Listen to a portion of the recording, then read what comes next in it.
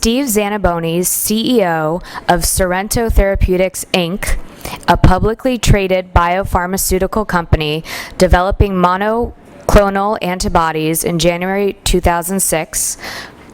That's wrong. I'll do it myself. Okay, Thanks. I'm sorry.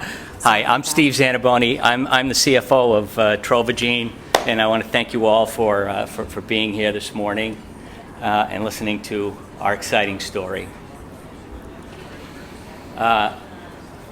What is Trovagene? We're a molecular diagnostic company. We're providing a better clinical pathway for cancer monitoring.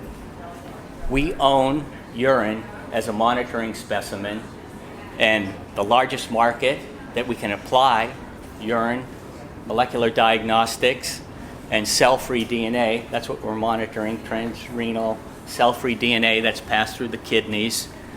That's what we're building our business model around. So the company's actually been around for a while, invested over $50 million in R&D over the years, built a very high-value intellectual property portfolio. We've now developed a business model around that for cancer monitoring. We have a CLIA-certified laboratory in San Diego, California, and I'll show you some exciting information about the products that we'll be offering and are currently offering in that CLIA laboratory.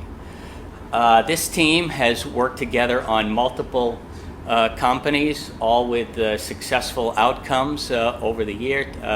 Tony Hsu, CEO. I was the CEO of Sequenome, Aviara DX, Trovagene now. I've worked with him on all of these companies. Mark Erlander, our Chief Scientific Officer, extremely well connected in the clinical community, and has also worked with us. It's just a few examples. So, cell-free DNA. Your body is destroying billions of cells every day. These fragments pass through your kidney, and they are available there to be monitored for genetic information. In the case of cancer, what we all know is that all cancers start with a mutational storm in the body. And these mutations are changing over time, and as they exist, they can be monitored in a series of ways, qualitative, quantitative, and ultimately improving the health of patients, and that's what we do. So, why urine? Why isn't blood a good enough sample? Well, there's many reasons. For rare events, you cannot really bleed a patient enough for tracking rare events. It's a painful process. It's a process that requires the patient to interact with a healthcare provider every time for this monitoring. So urine, on the other hand, is a much better sample. It's non-invasive. It can be collected literally anywhere in quantities that are necessary. It's essentially real time in terms of its collection. For example, you may want to collect before a patient's cancer surgery. Check the monitoring profile of mutations. After, and of course, that cancer patient and cancer survivor will now be tracked for the rest of their lives, every year. And currently, the ways for doing that are very expensive, monitoring, and as in most forms of cancer, you're detecting it too late. So if you're doing reoccurrence cancer monitoring in patients, you want to catch any mutational changes as early as you can, and this is possible by analyzing urine and finding these mutational changes long before you're going to see something in a CT scan, for example, and it's much more cost effective. So one of the reasons that we can do this today is because technology has advanced in areas like digital PCR and next-gen sequencing. Many of you know the cost of these technologies have gone from hundreds of thousands of dollars for a single experiment, now down to a level where it's tens of dollars for these experiments, and this is enabling us to match the intellectual property we have today with the changes in the oncology world, which is monitoring the genetic profile of patients to guide therapeutic treatments, along with this technology enablement and these other factors, we're in business today. So here's an example of how we might do that. There's mutations in a tumor, and then this patient will be tracked through various drug regimens, different types of chemotherapy, for example. The mutational profiles are changing, and what you see here with a series of drugs, by monitoring the mutation levels, you're determining when a drug has been effective, when it's not been effective, and when you might need to change for a next drug to actually get a broader range of better outcomes with that cancer patient. So this is a New England Journal of Medicine piece that came out a few months ago. This is an example of quantitatively measuring mutations. In this case, it's PIK3CA in a breast cancer patient. And what you see with the blue line, you see the mutational levels changing based on drug treatment, stable disease. You see the disease coming back again. This is over a 400-day period. And the point here is that only cell-free DNA was really able to provide the mutational profile to track this patient, to make this group of patients, to make the outcome decisions that were necessary to properly treat this breast cancer patient. So we're launching the products in 3 phases. The first phase is a qualitative product that says we see mutations in the tumor, we see it in the blood, we also see it in the urine. We have successfully completed that work, and we'll be rolling the products out into the CLIA laboratory shortly. The second phase is the quantitative phase, where you're actually, that's this example from the New England Journal of Medicine, and we're running the trials, and we'll run additional trials to achieve that.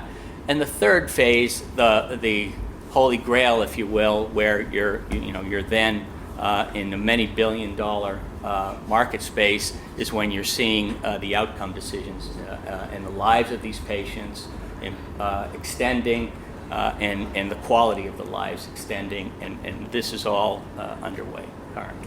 That takes 3 to 5 years. But the first phase, where the market exists today, and in our discussions with 40 top clinical sites in the country, we've yet to find a cancer center that says we are not interested in tracking the mutational status of patients. They all want to do it.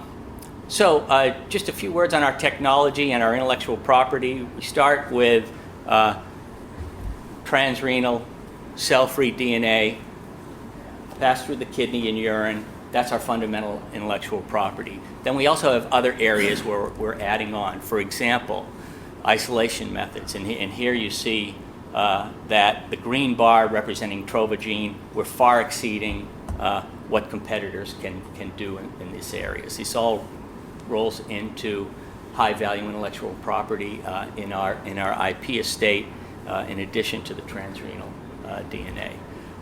We have assay footprints that are designed for small fragments. When cells and DNA fragments pass through into the urine, the fragment sizes are small. So we have a whole portfolio of intellectual property around these very small footprint assays that we're using in our company.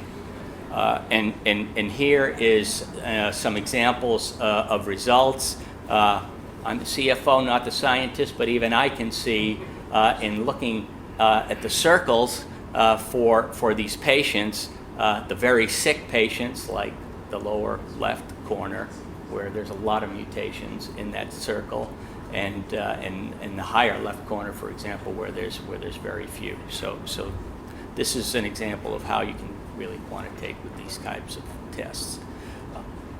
The validation for the first phase, for the qualitative phase, is done. Here's some 20 patients where we've successfully validated KRAS and BRAF, and you see these mutations are in a broad range of cancers, so it's very broadly applicable in the top cancers that are affecting individuals today. So we're very pleased with these results. We have clinical studies. Obviously, MD Anderson is the group that's providing our samples, and we're working very closely with them on a number of studies. The phase 1 clinical trial group, for example, where they have over 100 drugs in the pipeline, and they're very interested in the mutational profiles that go along with these phase 1 drug trials.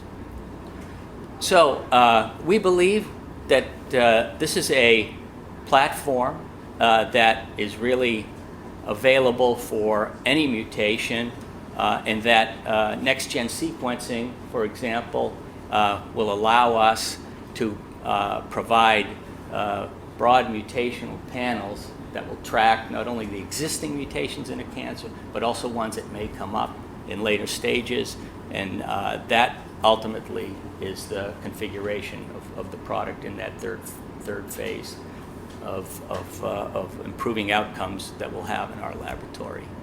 I've talked about the IP and how we have added on to the transrenal intellectual property.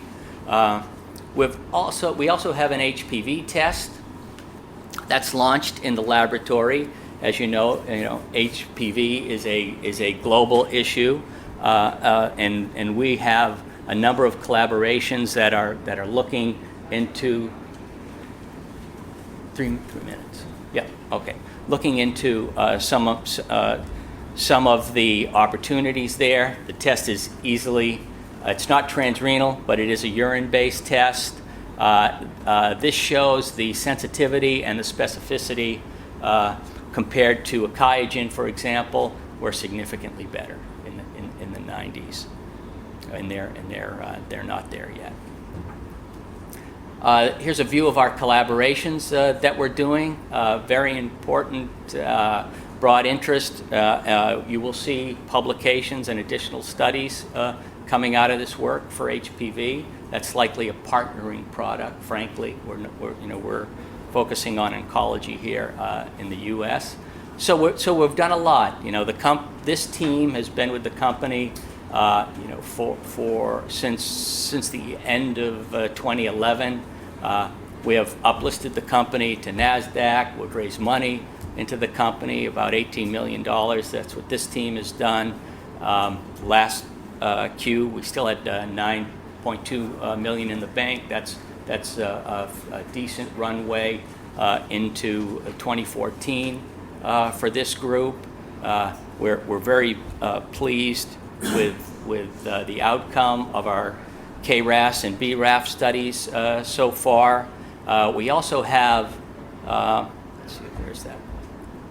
We also have some collaborations that I'd like to mention that you may have seen. PerkinElmer and Illumina. So broadly, what Trovagene wants to do is to collaborate with large players who have the financial, commercial, and other values that they can add to our small company. So, when you see companies like PerkinElmer and Illumina doing early stage investigational collaborations with Trovagene, you can assume that we want more of these collaborations to come, and it's essentially looking for long-term partnerships that we'll have with these large strategics. And that's Trovagene. I just have a question. The slide you showed with the 20 patients. Yes. Is that the first clinical data you guys have with your cancer assays? That's the first stage of our clinical data, and we've got a